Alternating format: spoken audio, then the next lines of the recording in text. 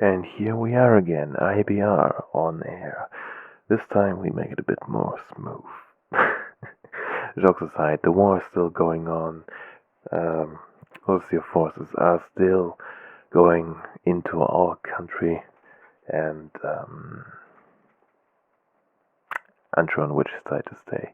I mean, we are doing this show, this podcast for the people of our own country, but at the same time, we know the people, the military, whoever from Ustio, from Zappen, from Osia, from Aruja, everyone can hear this.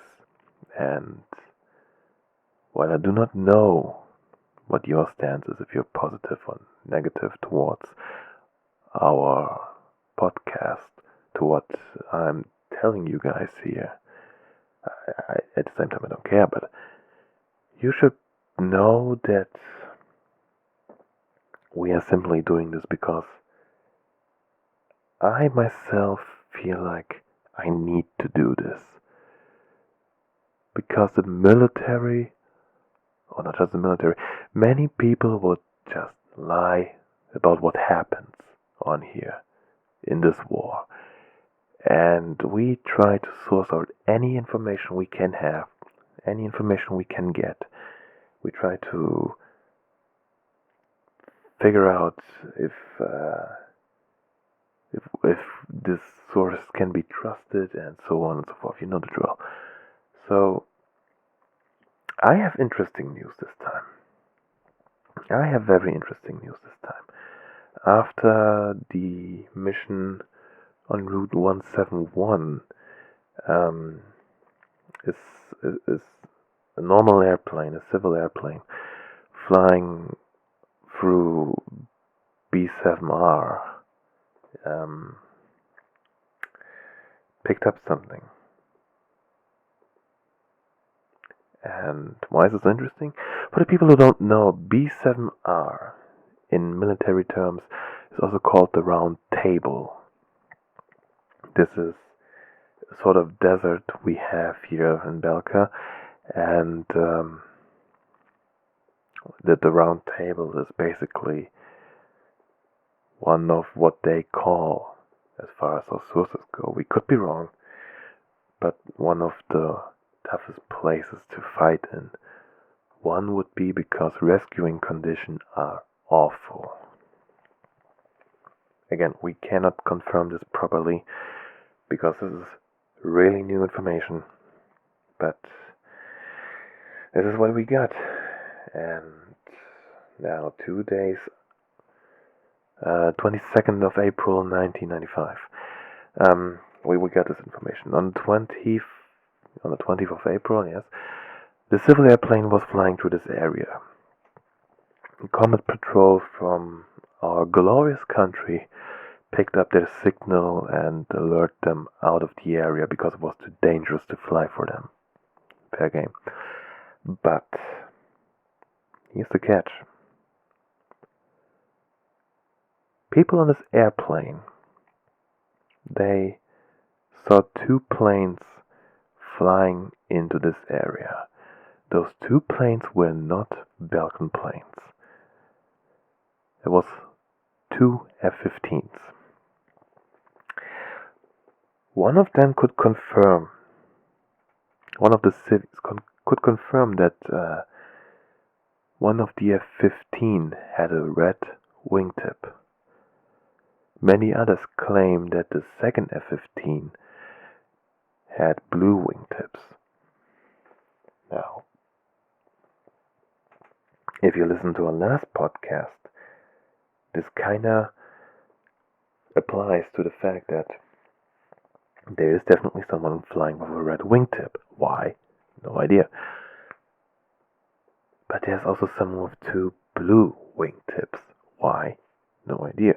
We know as a fact, though, that they're Russian aircraft, and they kinda, if you think about it, kinda flew into their death. But fortunate to say, this is not what happened. After this, we only have some leaked combat reports, but they are also not reliable. as the civvies got out of the area before all of this happened, what I'm about to tell you. Um, so, according to the combat report, we had, our Belkan military had around, take a look, 6 to 8 planes stationed in the area, either for training purpose or patrol or whatever. Now here comes the juicy part. 6 to 8 planes against 2 planes. 2 F-15s against 6 to 8 planes. According to the combat data, our planes were F-4Es and MiG-21s, but it is still surprising because they outnumbered them, and according to combat data, almost everyone has been killed. Every plane has been destroyed, and those 2 survived. So, going further in the report, after most of our forces has been wiped out, one of our special forces came in. In that case, it was none other than the Squadron Rot. At least that's how they called. There apparently are multiple squadrons that could have been used, but the one who did engage was apparently Rot. That brings me to the question: why didn't we know about that? Like, why not? Is it some secret program? Is it some conspiracy theory that we are not supposed to know? Or I don't get it, but it is surprising, I guess. Wait, we have a bit more information about Team Rot. So, Rot Squadron, 2nd Air Division, 52nd Tactical Fighter Squadron. We also have a name of the leader and his wingmans. That's not really important, though. We're not leaking this data. It's only important to know who was where, I suppose. But I guess at the end of the war, someone will leak this what we have here, or we get an interview. But don't know. If you ask why interview, 3 out of 4 have died in this fight, and only 1 survived, and this is ironically the squadron leader. So, if we could find him, I guess we could invite him to an interview, but I cannot promise something like that.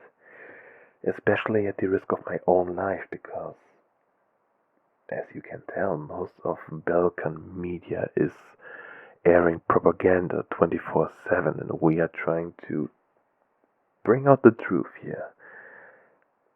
I'm pretty sure I'm not exactly neutral about everything, but at least I am trying to bring out as much real combat data as I can. Because not everyone is on the battlefield, and I wish for the love of God no one is there.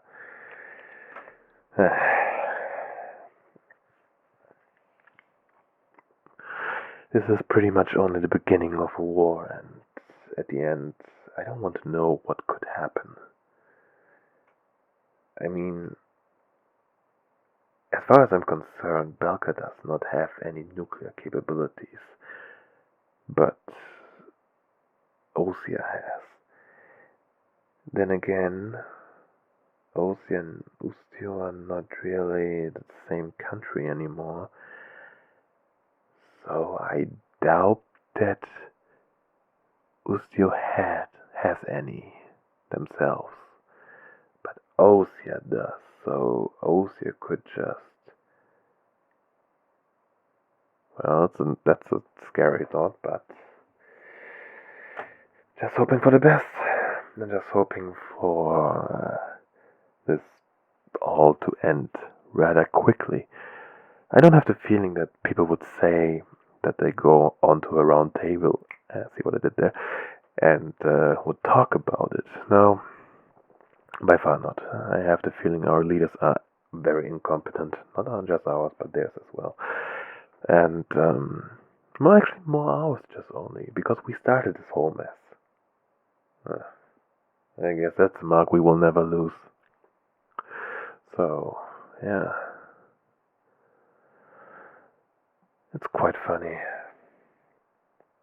I mean, 15 years ago, my dad told me if you're sitting in a glass house, do not throw stones. And I guess this country didn't throw stones, but with rockets. Anyways, we are signing off. This has been a very long podcast this time. So, stay safe out there, people. We don't know where this war is going to. This is hopefully not ending up in a very huge mess. So, stay safe and till next time.